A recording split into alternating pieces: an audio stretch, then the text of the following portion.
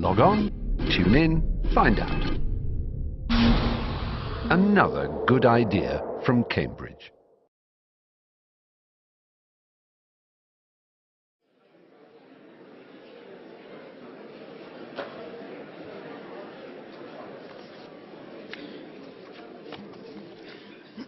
Well, a very warm welcome again to this second lecture in the Darwin Lecture Series on the theme of beauty.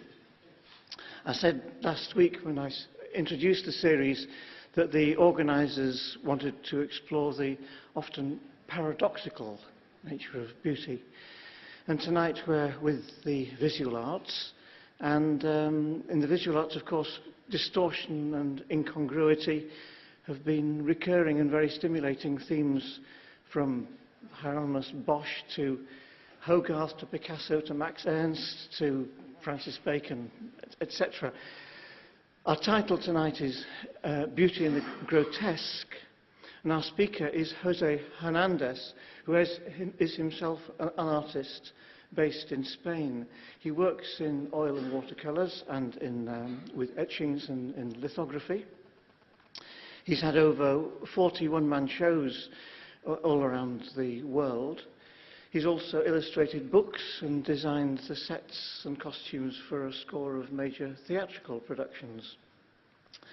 With his work in the very rich Spanish tradition of Goya and Dali, it's a great pleasure to introduce José Hernandez.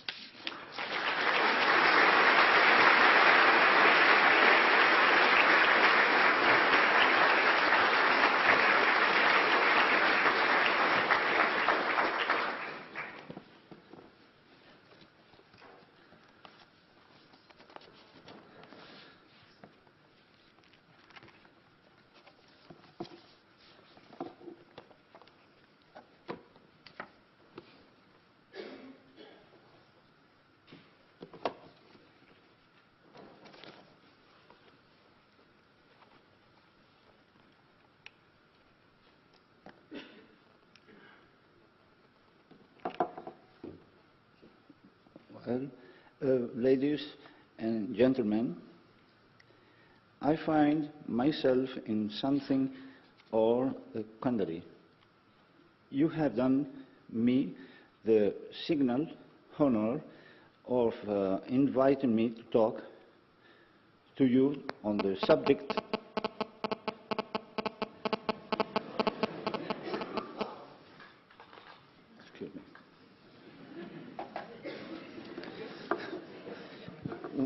What a beginning. So, you have done me the signal honor of inviting me to talk to you on the subject of beauty and the grotesque. And I am grateful and delighted, please believe me, to be in such distinguished company. But alas, my knowledge of the Queen's English is far from adequate to the task required of me today, and my comments, conceived necessarily in Spanish, have been rendered into your tongue by a native speaker and writer who assured me that the task has been far from easy. I am not surprised, not only because of the very different essences of the two languages, but because writing is not and never has been the natural mode of expression of a painter, and I am not exception to the rule. My translator, moreover, has had to cope with my personal linguistic quirks, perhaps a trifle baroque, and this has been a further source of complication. You are, therefore, ladies and gentlemen, regretful forewarned. While I shall do everything in my power to convey to you as accurately as possible my feelings rather than ideas concerning beauty and the grotesque. I must beg for your understanding and tolerance, all the more so since among you are here, no doubt, teachers and students of aesthetics, of history of art, and of the fine arts, and I imagine, by extension, of history, philosophy, and semiotics. Despite all the obstacles, and believing, as I do, that what really counts is communication, whether by means of words or signs, I think that the best thing I can do to start with is to tell you something of my personal experience as an artist. That is to say, of the insatiable curiosity which has driven me all my life to try my hand, albeit timidly, at other disciplines which have turned out to be complementary to my principal activity as a painter. I mean engraving, the illustration of literary texts, the production of sets for the theater, and sculpture. To conclude this preamble, I must insist that I am not here as a specialist in beauty, aesthetics, or semiotics, something I have never pretended to be. To pose as such would be to indulge in impersonation, hypocrisy, and pedantry, all of which vices I detest. As for my views on the ugly or the grotesque, I hope that they will become clear later in my comments on their paradoxical relation to beauty. Image? Oh, yes. Let me explain first, then, that I was born to paint and began quite spontaneously before I reached my adolescence, in a setting completely alien to such an activity and in circumstances hardly propitious. One would have thought to artistic inclination. The scarce knowledge of art that I possess was acquired in the first place through the practice of painting itself, and later through reading. All of this with no other purpose than to become a person, to find my way in the world. My dreams gave rise to more dreams. Some of them, lots of them, began to materialize so much so that I am still part of them. For example, I draw and paint every single day of my life. In those early flights of imagination, I proved, or better, I discovered, that beauty existed not only in nature, but also in paintings, words, sounds, and gestures, and so on. Little by little, my naivety began to turn into something more real, something more difficult to cope with. I refer to ignorance. Someday it has to happen, and it did. I realized that painting and creativity were more than simply that. That painting itself was almost of the secondary importance. That one had to go deeper. I grasped that the mere contemplation that I had practiced up to then was tantamount to remaining satisfied with the surface of things. I perceived that things were no longer simply pretty, that some of them, moreover, were beautiful. From those dreams, among those dreams, I learned in a blink of an eye, in icto oculi, to compare these dreams with the external world. I learned to distinguish in the midst of the diversity, to give things their name and to weight them up with the corresponding risk.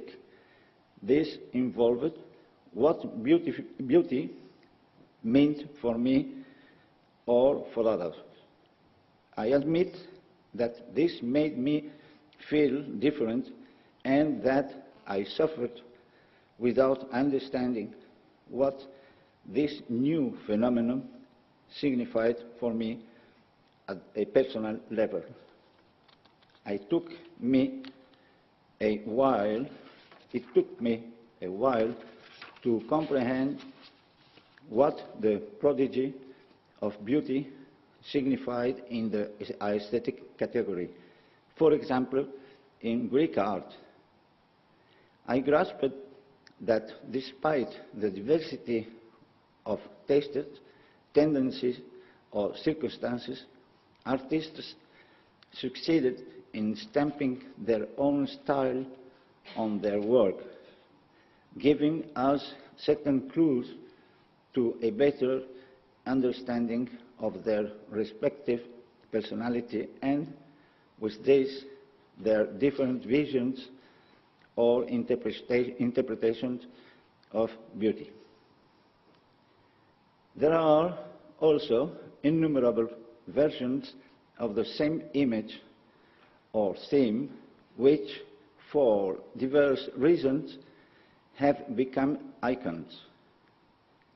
And this makes us think that those terms or concepts, such as beauty, can vary or be interpreted in very different ways without losing their essence.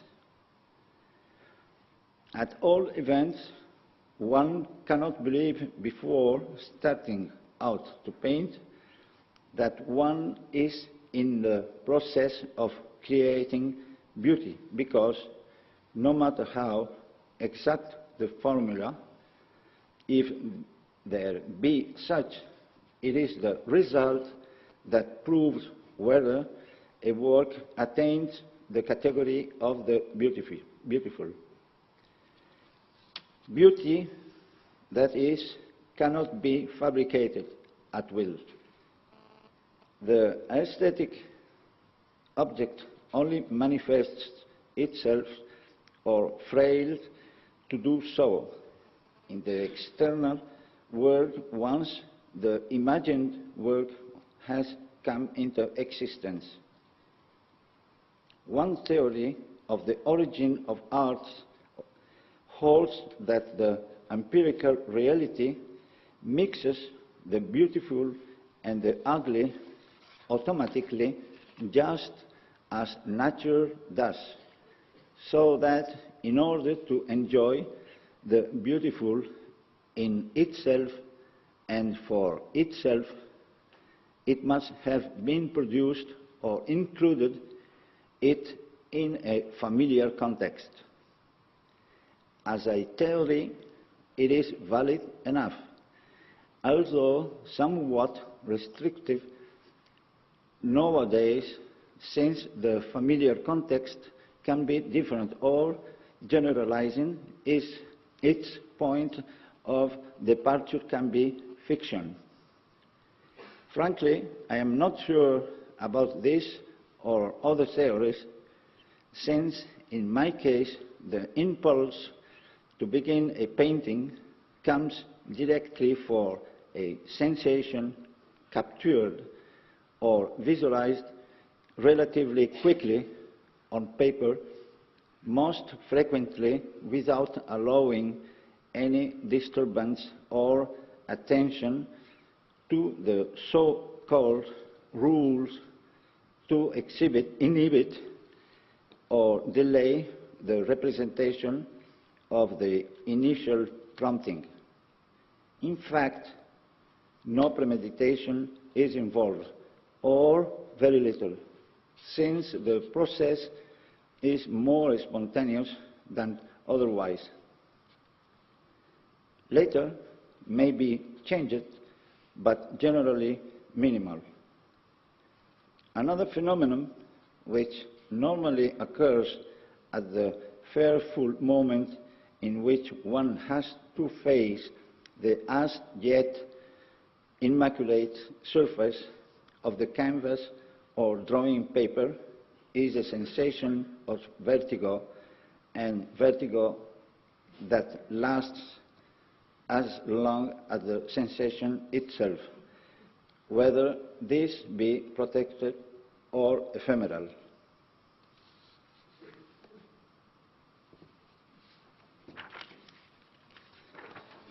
Well, this picture could represent any little corner in any studio and of any artist painter. In this case, it is my habitat, where I live, the space where I let myself be surprised every day, and where my dreams, when I am lucky, become a sketch. Well, going back to my beginnings, the die was cast. I had to be a painter before all else. That was clear. And I needed to know urgently the answer to a pressing question. If it was art that brought beauty to our attention, what brought the ugly? And if it was beauty, what then was ugliness? Was the opposite with the same consistency, the same meaning, but in the opposite sense? More questions came to me one after the other. I found that reading was the only process that helped me to situate these values at points where I could grasp their significance.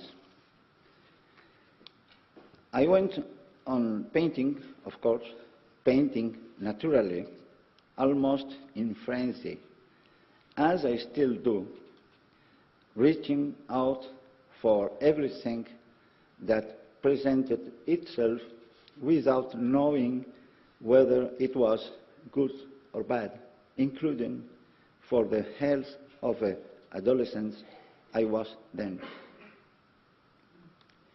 My conclusions, or rather revelations, allowed me to continue my way along the mysterious path, avid to discover how to become myself, no matter what happened afterward, avid to launch out into territory, if as yet unknown, intuited. I still ask myself, to tell the truth, how I came to feel, to sense the nearness of beauty, before knowing that such a thing existed and had a name.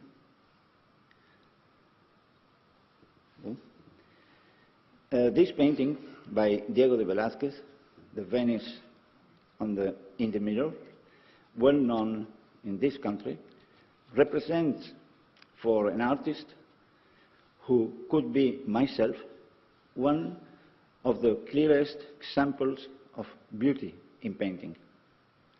Evidently, there are other examples by other authors, but of this one in particular, with the objectivity that is required, one could confidently assert that besides the genius of the painter, it represents the balance and the proper measure in the use of its components. It deals with, in the end, a perfect work of art in the formal sense of the term. Putting to one side, for the moment, other considerations such as what might happen to me, the mere intention became what I most yearned for: knowledge of something called beauty and its affinities. I set out as bravely as possible on my search for and initiated by my artistic adventure, convinced that it was my destiny, and an uncertain destiny, to be sure, but one which I felt intuitively would bring me something uniquely different, something inspiring, something that I was looking for and not finding in my current environment. Clearly, my vital interests were now of another order. Painting was no longer merely a representation of what I saw around me, but something invisible that urged me to explore imaginary territories. It was always necessary either to transfer these diffuse imagined onto paper. To feel satisfied, it was enough to have experienced having imagined them, or at most simply to make a few jottings in a notebook. The experience could hardly have been more arresting or better fascinating. The jottings were equivalent to the numerous drawings happened on my desk or pinned to the wall, drawings that later perhaps would be turned or not into paintings and engravings. There were no guarantees, but I have to say that such a system enabled me, and still does, to live my reveries more intensively and pleasurably. The construction of a personal set of values was becoming an essential to me, as was the acquisition of certain technical rudiments. Meanwhile, I never stopped asking myself if ugliness was really the opposite of beauty, and if this were so, what place was occupied by the grotesque? We know that another source of attraction is ugliness. If it is true that the equation ugly is equal to bad exists, we will not be surprised to learn that the one is as ancient as the other, and that both terms were born simultaneously, with the resulting and inevitable doubt concerning the preference for the one or the other. More than when I was concerned to know which were the first criteria used to define the terms beauty, the ugly, the grotesque, the sinister, etc. Concerned to ask what does that person in love with a shadow suggest to us. Shadows have always been more related to the sinister than to beauty. Yet there is a paradox here, because a shadow can be also beautiful as light. As can be seen, our habitual codes are or little used in cases like this, in which the senses and instinct lead us to what gives us pleasure, relief, well-being. Does it turn out, then, that the primitive notion of good and evil is not so crazy after all? To pose and answer these questions, to uncover the unknown, to come close to their hold of mystery, is what enriches and permits us to acquire a certain ability to reason, to discern, to choose what is most suited to our needs, avoiding what makes us experience fear, unease, rejection, or repugnance. Let us admit that this is all very well, although I may disagree at times, but what about the other pleasure, the pleasure produced by transgression, the progress of a metamorphosis, things that can be otherwise? Let us not forget Goya's asseveration that the sleep of reason produces monsters. This image could illustrate a long discourse about the tremendous power of the imagination. The strength with which this title is expressed says much of the author's personality and his resistance to making concessions. What are these feelings that move us to transgress, to infringe established precepts? It is perhaps reason itself that enjoys us to do so. And is this not grotesque? To the grotesque are applied also other pejorative terms such as ridiculous, extravagant, capricious, or irregular.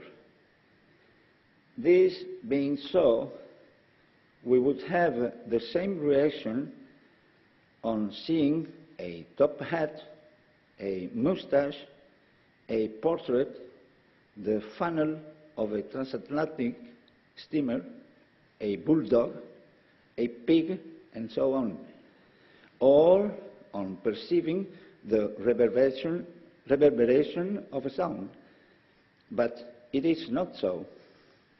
Nothing that man has created can be alien to him, and nobody can deny that these examples are also authentic creations like any other. Allow me to disagree with appreciation that have more to do certain moral prejudices than with aesthetic deductions. Close to the grotesque, we also find in the currency terms such as the fantastic, the oniric, spaces in which are represented the imagined creatures whose morphology does not always coincide with those of real life, spaces where often something indefinable undergoes distortion, where the mind is unable to control the impulses that only affect the person who dreams. Here we can appreciate a work by the painter James Ensor entitled Death and the Masks. Not often can we see the world of the grotesque represented so poignantly in a work of art.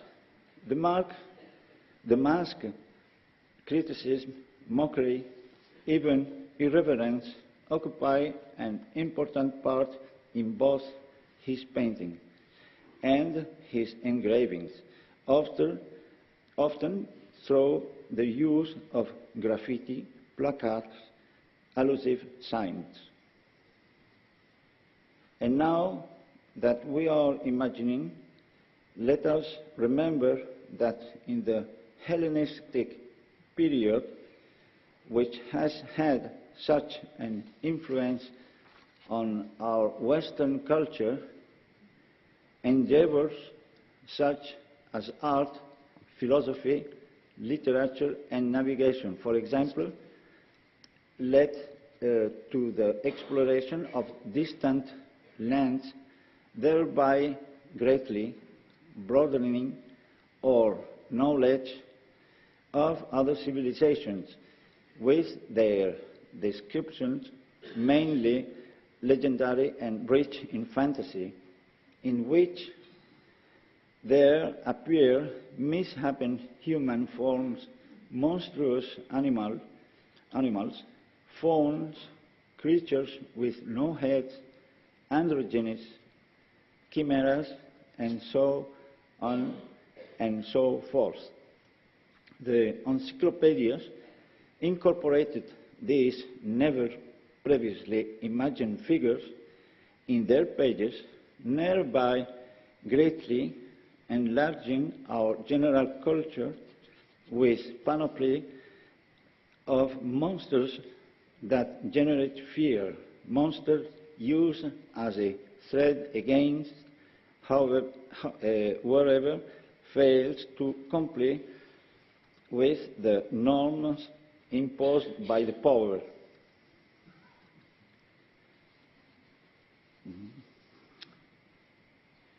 Here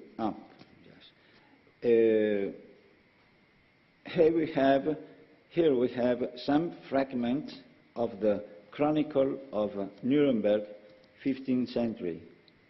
Beautiful, ugly, or grotesque?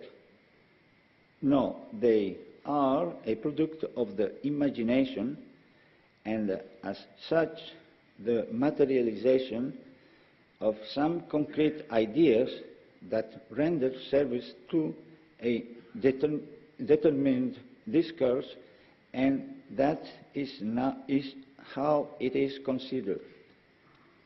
Beauty, as I understand it, is a combination of, at times, indefinable elements which, ordered in a precise manner, makes possible that what is represented in, for example, a painting, exerts an attraction that transcends forms, colors, and textures. This reasoning is pretty basic, I know, but I believe it constitutes a valid departure point for an interesting debate, a debate which could enable us to know the opinions of creative artists and of those close to the arts and others, in the certainty that there would arise some surprising conclusions and comments concerning cognate expression or synonyms such as prettiness, the sublime, loveliness, excellence, and the morbid. A term, the morbid, associated pejoratively with other questions, in principle unrelated to our main subject. We also find other less common manifestations of this trend by taking note of and analyzing the wide variety of opinions expressed by certain observers, visitors to museums, and even to artist studios. Curious, conflicting, and even aberrant conclusions at which people arrive over the same matters, conclusions which separate more than they approximate different words, and which ideally it would be preferable to bring closer together in order to make life in itself better. To think that showing sensitivity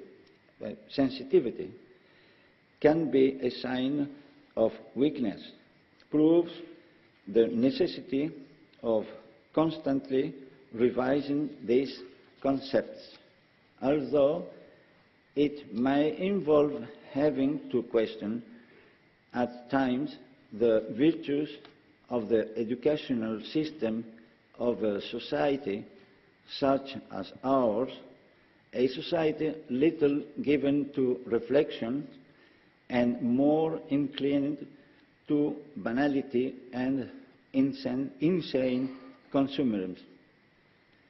I am among those who believe that nothing is exclusive, that everything is complementary. In this sense, I believe in harmony in all its varieties, and that this too in beauty. I am also convinced generally that despite the disequilibrium produced by exclusions, art is more necessary now than ever, and that the better we succeed in expressing ourselves and communicating with others, the greater the pleasure. As regards education, I must insist again that in art, feeling is more important than mere dexterity. The extraordinary evolution of the technology to which we have access nowadays signifies, or should signify, that perfection is ever closer. Perfection is, in this case, is art, and art is the surest route, as I said before, to achieve the non-exclusive. For reasons of mental hygiene, we should not be ashamed of expressing our feelings and should allow them to flow naturally, I say again that such an attitude is not an indication of weakness, but rather a virtue. It is a fact that to advance in knowledge, it is necessary to apportation names not only to objects, but to effects, sensations, and other manifestations of the human being, and his spirit, also, of course, to those of all embarrassing nature. I recognize that while not giving much importance to models, rules, and other impositions, a certain familiarity with the art of painting has helped me to express my feeling and desires in short to life. I recognize equally that at times I have broken with certain convention, something about which I am independent. The work that I have managed to produce up to now will have to express itself. What I can say is that in creating it, I have learned to be myself, which was my purpose from the beginning. I continue to make discoveries every day. My capacity for surprise is endless. My enthusiasm also. I search, and sometimes I even find. The solitude of my studio will come and stimulate me. The accumulation of diverse objects that surround me disturb me a bit, but they all form part of an atmosphere which it would be difficult for me to live without. They all contribute to a state of mind which encourages me to continue, and that is what I do. As regards atmosphere, I must add that this is precisely the effect I search to achieve in a painting, the effect that enables me to recognize myself in it. The fact that we admit the canon of beauty as a regulating or guiding principle does not mean that it is not subject to different interpretations. What is beyond discussion is that it is a reality, a variable reality, if you like, but a reality. This can be shown by its evolution through the years, gathering along the way, quite naturally, contradictions and paradoxes seemingly irreconcilable. But I repeat, I believe that this is how it should be.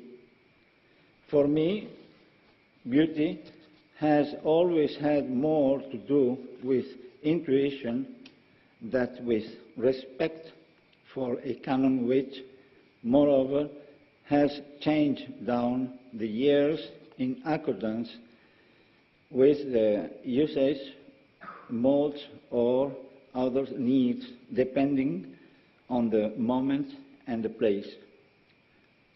By way of example, it is interesting to note how certain Renaissance authors, much given to didactics, in this case fine art didactics, hold for in certain catalogues of iconography, catalogues in which we find extensive descriptions of beauty that show us a young woman bearing, as well as her own physical attributes, a series of symbolic objects that contribute singularly to exalt her figure. This also occurs in catalogues of architecture. Here we have an example of an engraving that illustrates what Cesare Ripa's celebrated work, in which he provides profuse and curious representations of the most diverse themes, some of them from the last suspected virtues and vices to an infinity of expressions adaptable to any situation. Again, what can be said regarding the tyranny of beauty and how a person can subject himself or herself to plastic surgery, the operation known in Spanish as aesthetic. What is the ideal pursued or sought after? And what are we to make of bulimia or anorexia? Are we dealing with a desire for beauty comparable to that of the creative artist? I say no, no. I don't think that these developments have affected or modified the essence of the concept. I would say, rather, the opposite, that they have hardly broadened the spectrum, borrowing from the plastic art one of the most striking antagonisms, the grotesque. The grotesque, frequently considered unjustly a lesser art, was born practically at the same time as classicism in painting and ornamental sculpture. I still remember the impression, or better expressed, the shock to my system, the first time I saw, to start with in books and then in reality, a Romanesque facade or capitol with terrifying sculpted scenes supposedly moralizing, or the gargoyles that proliferate in our gloomy Gothic cathedrals. It was scary. Chills went down my spine.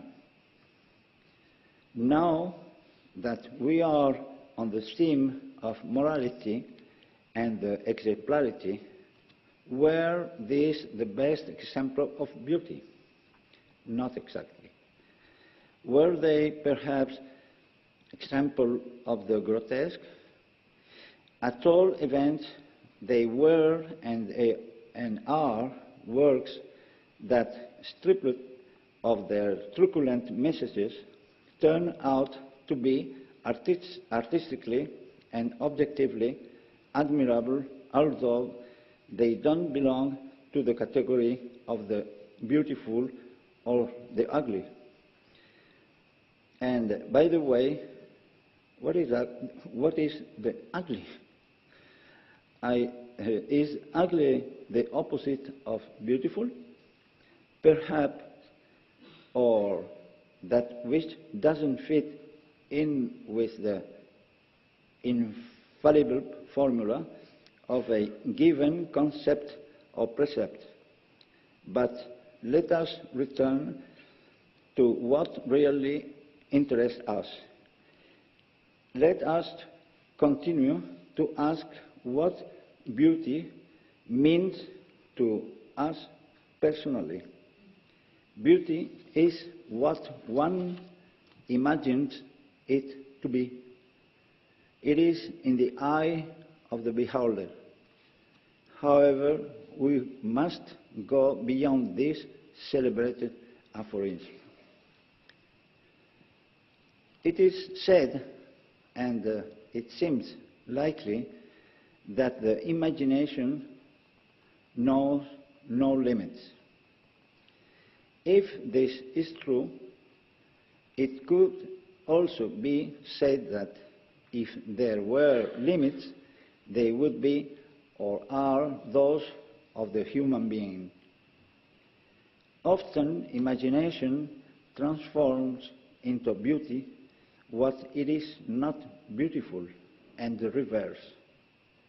Here is the crux of the matter.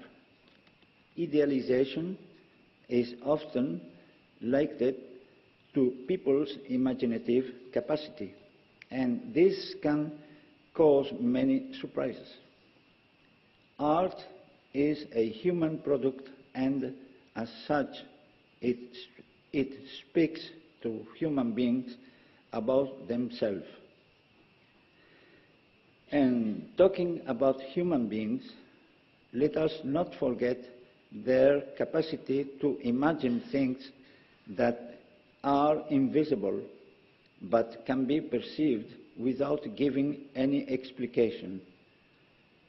In the literature and art of the fantastic, it is said we are transported in imagination to unknown worlds where people like ourselves suddenly find themselves in the presence of the inexplicable.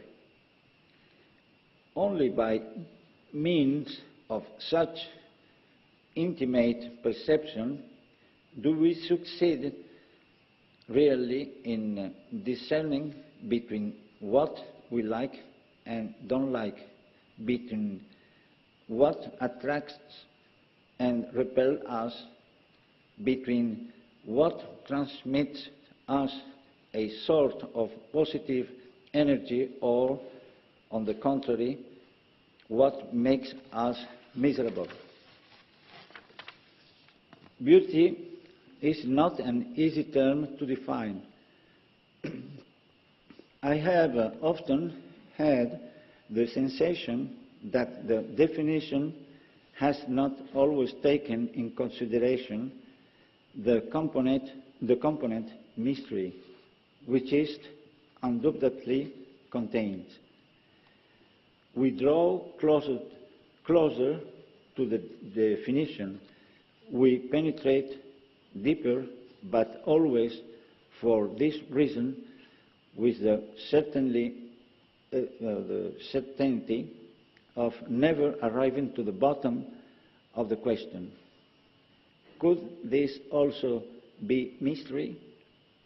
As I promised earlier, I am only talking here about my personal experience as a painter. At times, prudence requires that I return to the dilemma. The specialists in this area, not I, are those best equipped to give an intelligible form to these concepts. Painting is my little oracle, my refuge, where I can hopefully throw light these questions, these mysteries. When I am in luck, some of their secrets come to me in a sort of catharsis, a sort of permanent introspection, searching desperately for a way out of the tunnel. In this respect, when I am asked why I am so attracted in painting to themes that fall outside the normal run of things, I usually adopt a dramatic tone and say that I began to paint more out of despair than by vocation. That something impelled me to communicate with my fellow human being by this means and no other. This is the reason why I have never stopped looking for the best, the optimum, for that which I want to imagine lies one end of the tunnel. Returning to beauty, we know that in almost all culture, the beautiful has always been related with the good, and the ugly with the bad. This does not mean that we must accept it as an infallible formula. In fact, it is a simplification which doesn't add anything to our understanding of the subject. Although I recognize that on occasions it has been, if not true, at least useful or helpful for those for whom these sorts of considerations have never been a priority, for those who have never felt the need to cultivate the sensibility that, more or less developed, exists in all human beings. Some will have been unaware that they possess this ability. Others will have sought to deny it out of shame or for fear of appearing weak, as I said earlier. What is certain is that these values help to shape our taste and, in consequence, what enables us to enjoy our preferences. They facilitate access not only to the work created by mankind, but also to whatever object or telluric manifestation that can be perceived or felt as beautiful. So far, I have been talking about the significance that beauty has for me, mentioning briefly its antagonist, the grotesque, and locating this between beauty and the ugly. But this is not inexact, for which reason it is necessary, if not to establish fixed boundaries, at least to explore the differences involved, on some occasions evident and irrefutable. Sometimes it is difficult to pinpoint these concepts satisfactorily, but according to widespread agreement, they are not as ambiguous as is commonly thought. There are those who maintain the hypothesis that in the wide universe of the grotesque there is also room for beauty. In dealing with the grotesque, it comes to be a similar complexity and with many elements common to both, although each one has its own particularity. Continuing with the controversy or conflict between beauty and the grotesque, I have to say that as far as I am concerned personally, it neither scandalizes nor disturbs me. On the contrary, for me, it opens the door to the imagination, lacking in so many works of art considered superior solely because they are beautiful. Even the most orthodox authorities recognize or appreciate the beautiful elements contained in certain works deemed grotesque. I don't believe it is necessary to explain what the person contemplating these paintings distinguishes between one which usually offers a descriptive interpretation of certain scenes, while others shows composition, also very suggestive, arranged haphazardly, although not always.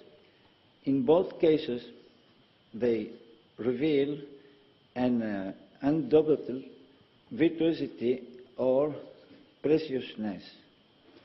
These works may not be great art, but it is nonetheless true that in this representation intervene on equal terms what we could call good taste, exuberant imagination, and other geometrical or purely pictorial elements of the first order.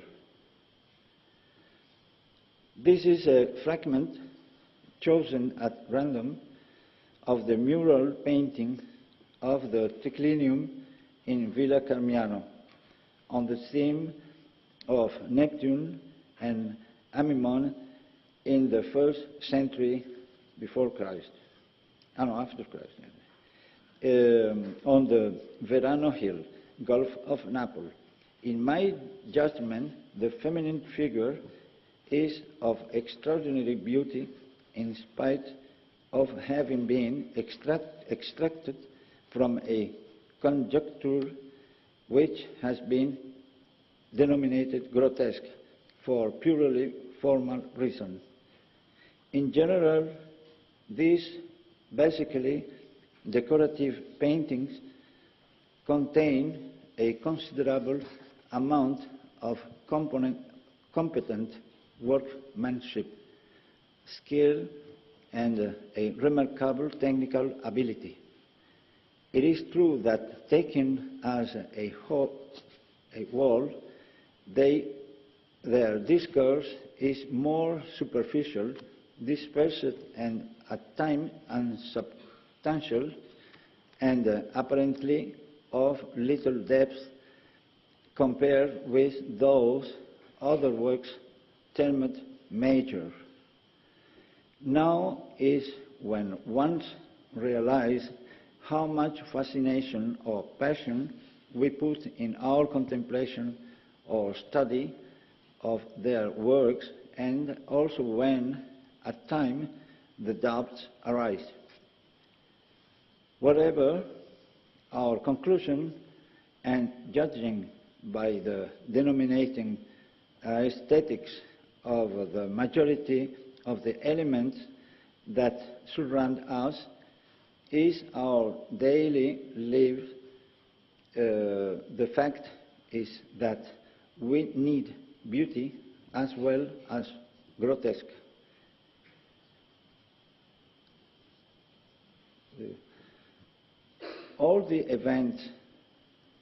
At all events, the grotesque is an artistic category, perfectly defined and no recent phenomenon.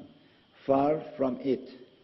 Let us not forget that the term derives from grotto, and that, as I said earlier, can be considered born side by side with classicism. Since then, it has passed from the merely ornamental to another status almost as broad as any other style to which cognate component or application have been incorporated. I have already mentioned the decorative panels of the Roman villas, and before this allusion, the architectural elements from the Romanesque, very much in the same line as the so disturbing bestiaries of those periods, both of which have awakened my interest and, as I have already remarked, have so much influenced my painting. If the search for beauty was important, these discoveries were none the less so. It would seem that all of this is what I needed in order to define my identity and to continue exploring those apparently opposite worlds. In my search and through the study of the Renaissance above all in Italy, I found more peace of mind. I could extract aesthetic and technical benefits. Learning was decisive. Accompanied by these findings, I added my interest in the Baroque, where beauty and the grotesque were melted down into something close to ugliness, even if this may sound a bit audacious. Along with this knowledge, I was fascinated by other images, new images from the 18th century, which referred me back once again to the grotesque, now with an added satirical sense, in order to shorten my narration. Let us go to the end of the 19th century and the beginning of the 20th, a period when the grotesque, virulent criticism, satirical, and finally the protest becomes the order of the day. This sketch by George Groth belongs to the series aooan from the 20s. It is a fragment of a report, sometimes ruthless, on the convulsed society in Germany between the wars.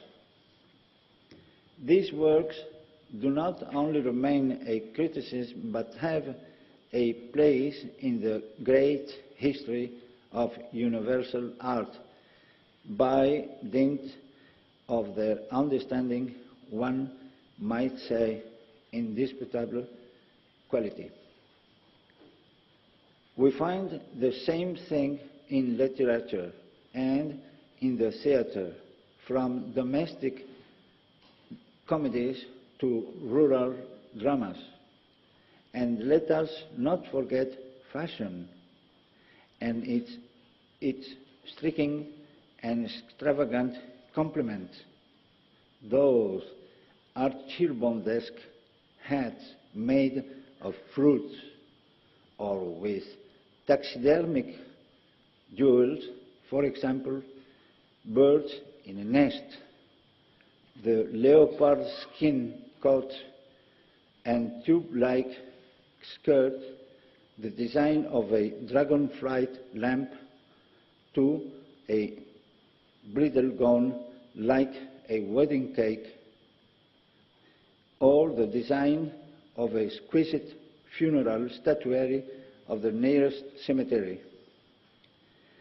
At some point, I took the liberty of saying somewhat boldly that in art nothing is exclusive, which doesn't mean, of course, that everything is valid. And if it were necessary to clinch this point, I would say that the practice of exclusion involves serious risk and that artistic creation adopt widely varying forms that occupy quite legitimate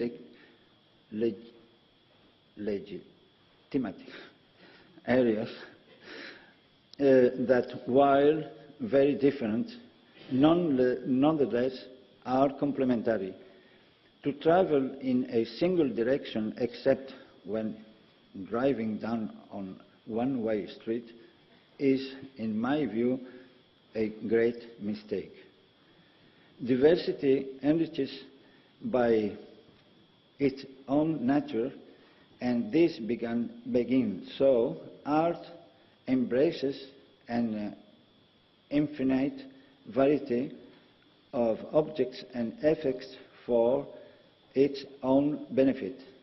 Orthodoxy, if we will, resides in the ideas and the method.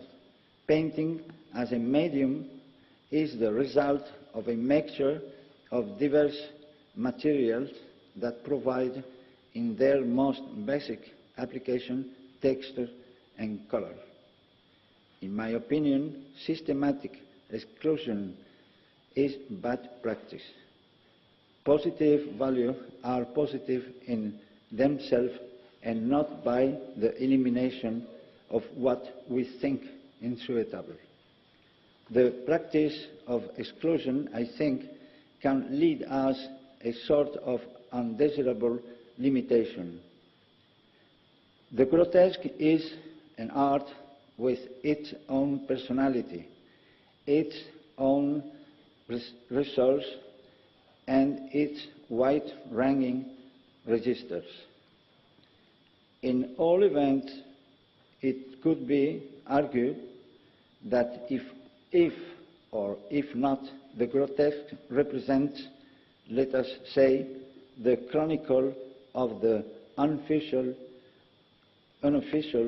version of the conventionalism that control our lives beyond even art itself.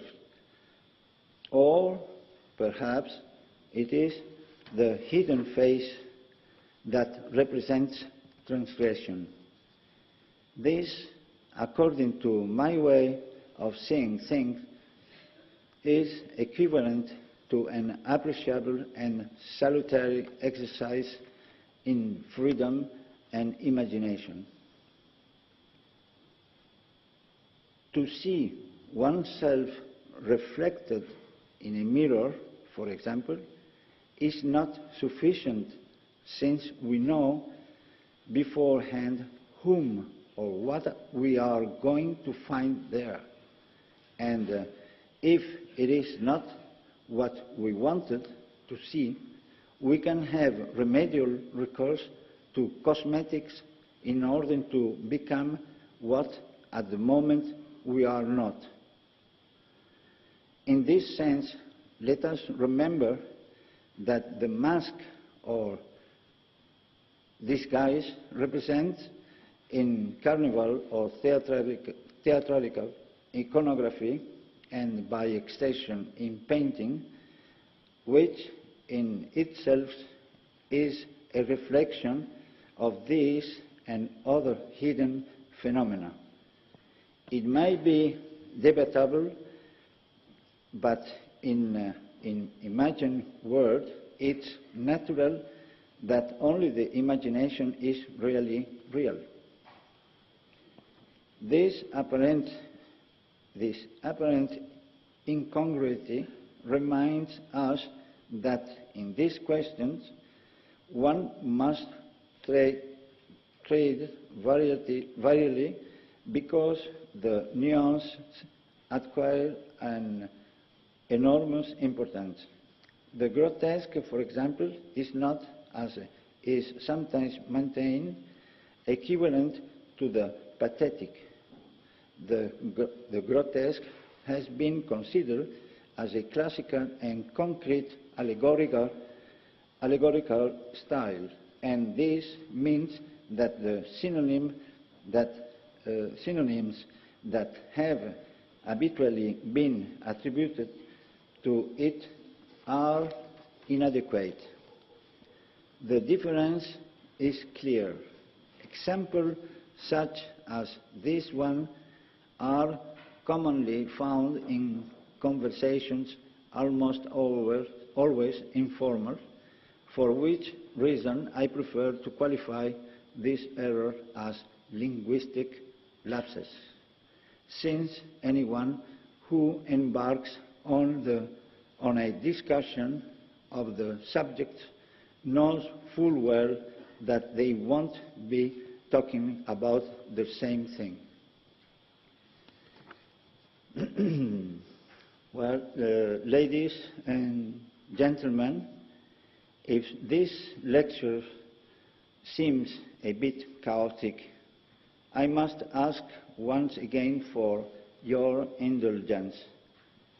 If it were not for the fact that, and here I repeat myself, that I am an artist, not a critic or art historian, I am sure it will make more sense.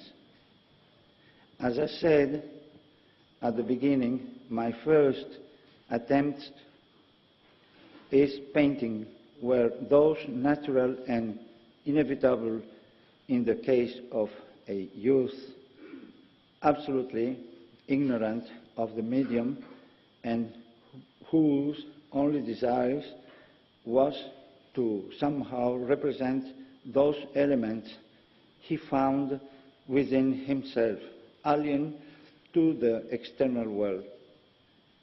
Given my introverted personality, painting provides me with the life-enhancing sensation that at last, I was communicating with something, with somebody. This enthralled me to such an extent that I thought about it constantly. Books, as I also mentioned earlier, unlocked the door of my imagination, and always attracted by mystery, I read particularly the fantastic tales generated by the post-romantics. This fascination for the unknown developed at the same time I was discovering, as well as the classics, the painting of the pre-Raphaelites, the symbolistic, and finally that of the surrealists, as well as their literature. All of this had a huge influence on my first period until I began to achieve a more personal work. This image reproduces one of my oil paintings entitled The Anchored Dream. It represents a constant theme in my work, the dream. The dream, the dreamed, or the to be dreamed. It is this Homeric theme that, according to the art critics, constitutes the basis of my creativity. I suspect that from now on, I will be engaged in a process of synthesis. I have exhibited in a multitude of galleries and museums. I occasionally run workshops, and I have numerous projects underway. What the future has in store for me, I don't know, but what is certain is that I will keep painting in the same way as I started. This must be my destiny, and I still aspire to paint one day my best painting. ladies and gentlemen, as was foreseeable, this lecture has not responded to even the least demand of oratory, although I would like to add that all of what I have said is that I habitually ponder over in the solitude of my studio. If I have achieved on this occasion, by means of words, to transmit my sentiments to you, believe me, this will indeed give me great pleasure. If by chance I have not, I must ask for your forgiveness. This photograph is still the same corner of my studio where I live, where I receive my spiritual nutrition, where I still let myself be surprised every day, the studio which I have no plans to leave. The painter who once dared to speak on a day like today of such an important theme as beauty and the grotesque pays you all his sincere respect. Thank you very much.